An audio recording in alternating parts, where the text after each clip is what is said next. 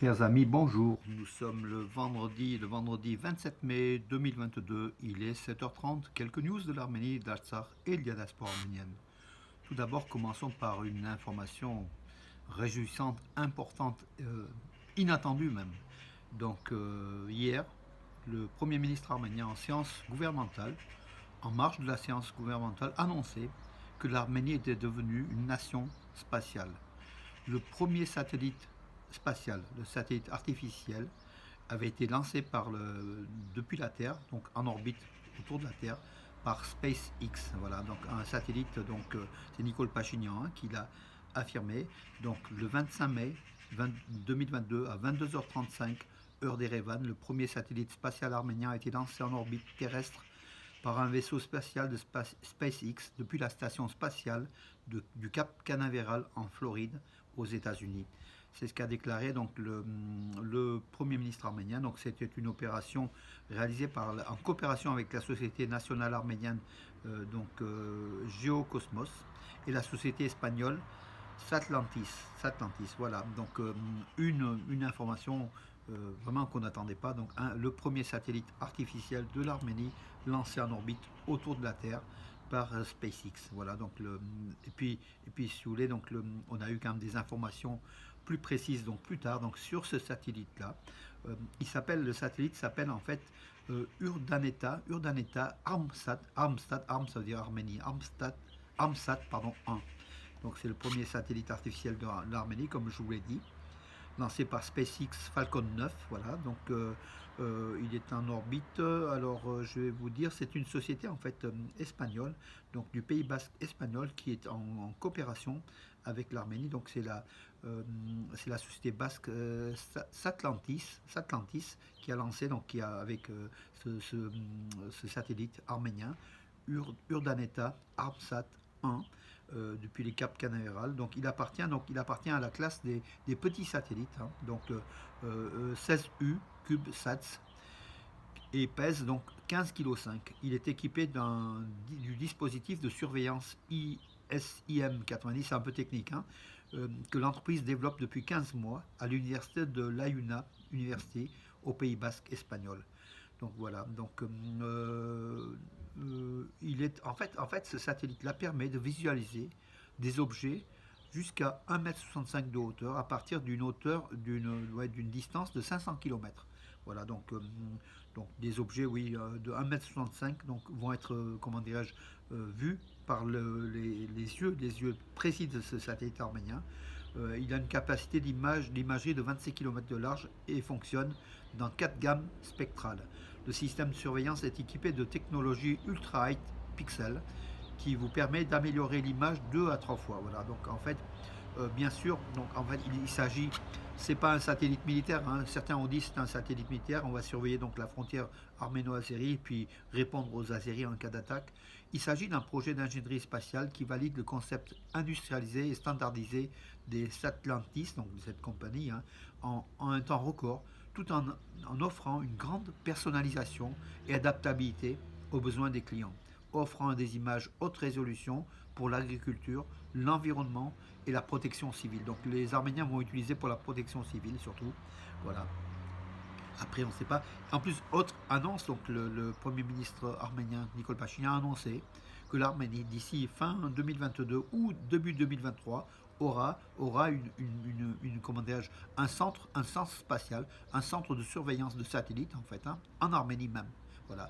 Jusqu'à présent, l'Arménie délègue à des compagnies étrangères, mais elle veut intégrer, à partir de fin 2022 ou 2023, elle va intégrer tout simplement la technologie spatiale de surveillance des satellites et puis de récupération des images, enfin de toutes les données en interne, en Arménie même. C'est une évolution, c'est un progrès énorme pour l'Arménie. On ne s'y attendait pas, il faut le dire. Voilà. C'est une surprise, plutôt une bonne surprise. Voilà le chapitre. Donc Aliyev et Madame Alieva ont visité Mehriban Alieva ont visité l'Artsakh hier, la région occupée de Varanda, de Fizuli et de Jurakan, donc de Jibraël. Ils ont vu l'avancement des travaux de centrales électriques et d'aéroports et de routes. Voilà, donc tout se construit bien sûr à coup de pétrodollars. de Bakou. Donc Bakou essaye d'intensifier les voies de communication et puis l'énergie dans ces régions occupées, donc occupées depuis la guerre de 44 jours en Artsar occupé. Voilà. Le président du Monténégro était arrivé donc avant-hier soir pardon, en Arménie. Donc il s'appelle Milo Djukanovic. Il a rencontré bien sûr le Premier ministre arménien Nikol Pachinian et a parlé des relations cordiales, vraiment de très bonnes relations entre l'Arménie et le Monténégro. Voilà, ce qui est un pays de l'ex-Yougoslavie en fait, hein. Un pays de 2-3 millions d'habitants, voilà, qui donne sur l'Adriatique, hein. Donc voilà, un pays donc important pour l'Arménie, hein. Et les relations sont très très bonnes, comme je vous l'ai dit, entre l'Arménie et le Monténégro. Le président d'ailleurs avait déjà visité, quand il était jeune, il avait visité déjà l'Arménie, hein, donc l'Erevan, dans le cadre je crois, d'une colonie en fait, de transfert à l'époque soviétique, hein, voilà. Il s'est dit il a remercié le président arménien pour l'accueil chaleureux des Arméniens qu'il connaissait. Voilà, et puis voilà, il s'est trouvé très très bien en Arménie, hein, le président du Monténégro. Ça montre quand même la proximité entre les deux peuples, hein, voilà, le monténégrien, un peuple de montagne et de mer, et puis le peuple arménien du peuple du Sud-Caucase, hein, voilà, tout simplement.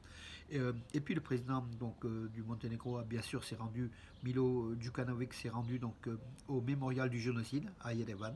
Il a déposé donc une gerbe donc, au nom de sa nation, voilà, de Monténégro qui fait partie de la communauté économique européenne, hein, voilà tout simplement. Une bonne chose, une bonne chose. Bravo à justement l'entente arméno-monténégrienne, voilà, ou monténégrine, hein, plutôt le terme exact. Alors les pilotes de la compagnie nationale Fly Arna, donc la compagnie nationale arménienne aérienne, bien sûr avec Air Arabia, hein, c'est à 49-51% en fait, hein, donc arméniens et des Émirats Arabes Unis, hein, en fait, ils sont entraînés dans une formation à Sharjah aux Émirats Arabes Unis sur des avions Airbus A320, puis comment dirais-je, ben, pas des maquettes, au centre d'essai en fait, hein, voilà. Et pour se perfectionner, donc voilà, donc Air Fly Arna désire des pilotes de qualité, formés et prêts à toutes les épreuves. Voilà, donc une compagnie sérieuse malgré tout, hein, malgré le nom, hein. On a toujours critiqué le nom qui ne reproduisait pas du tout l'image de l'Arménie. Enfin, le nom de l'Arménie, il faut deviner que c'est une compagnie nationale arménienne, Fly Arna. Mais bon, donc cette compagnie doit entrer comment dirais-je, doit être entrée en activité dès le mois de juin. Par contre, malheureusement pour nous, l'Europe occidentale, la communauté économique européenne ici, l'Union européenne, ça ne sera pas avant l'an prochain. Donc l'été, donc on n'aura pas l'occasion de prendre un Fly Arna. Par contre, le Moyen-Orient et la Russie auront l'occasion je pense, de prendre ces avions Airbus A320. Aujourd'hui, il n'y en a qu'un, mais il y en aurait deux. La flotte est de 2 Airbus A320. Et puis à terme, peut-être beaucoup plus, bien sûr, puisque c'est une compagnie nationale. Voilà une bonne nouvelle aussi, hein. Alors oui, les États-Unis, bon, donc Anthony Blinken, le secrétaire d'État américain, a félicité la première réunion conjointe des commissions frontalières entre l'Arménie et l'Azerbaïdjan. Voilà, là, donc les États-Unis poussent effectivement à la paix, au tracé des frontières. Et en fait, c'est dans le même type que la Russie, en fait, hein. Les États-Unis et la Russie poussent l'Arménie et l'Azerbaïdjan à pointer leurs frontières, à préciser pour pas qu'il y ait de conflits futurs. Dans les conflits futurs, donc le soldat arménien a été libéré. Le soldat arménien, donc il s'appelait un jeune soldat arménien qui avait franchi la frontière dans des conditions dans la région de Tavouche, on ne sait pas comment. Edouard Mardirosov, le 23 avril, il s'était retrouvé en Azerbaïdjan. C'est un jeune soldat, très jeune soldat. On a publié la photo, on dirait un adolescent, hein, tout simplement. Il a été rendu par l'Azerbaïdjan suite comment à l'entretien entre Pachinian et Aliyev à Bruxelles avec Charles Michel. Il est revenu en Arménie, donc voilà. Par contre, il reste entre 39 et 100 et quelques, selon les opposants en fait, hein, 100 et quelques prisonniers de guerre arméniens détenus illégalement en Azerbaïdjan. Voilà. Et puis, bien sûr, ces rencontres à Bruxelles ne sont pas sous la houlette de Charles Michel de l'Europe, en fait, un Conseil de l'Europe. Le Conseil de l'Europe qui joue la carte de l'intégrité territoriale de l'Azerbaïdjan. Donc, pour l'Europe, l'Artsakh n'existe pas en tant qu'entité juridique. Or l'Arménie, les autorités arméniennes de l'Artsakh et puis la Russie tiennent à ce qu'il y ait un statut de l'Artsakh sous le groupe de Minsk de l'OSCE qui devrait statuer sur le statut de l'Artsakh. C'est le seul gage de survie de la population arménienne d'origine, hein, donc originaire de cette terre de l'Artsakh. Voilà, donc, alors que l'Europe joue la carte de l'intangibilité des frontières, voilà, établie, reconnue par l'ONU, ce qui n'est pas. Mais l'Europe a bien évolué au niveau du Kosovo. L'Europe a bien évolué au niveau de d'autres pays, pourquoi pas l'Artsakh et l'Arménie.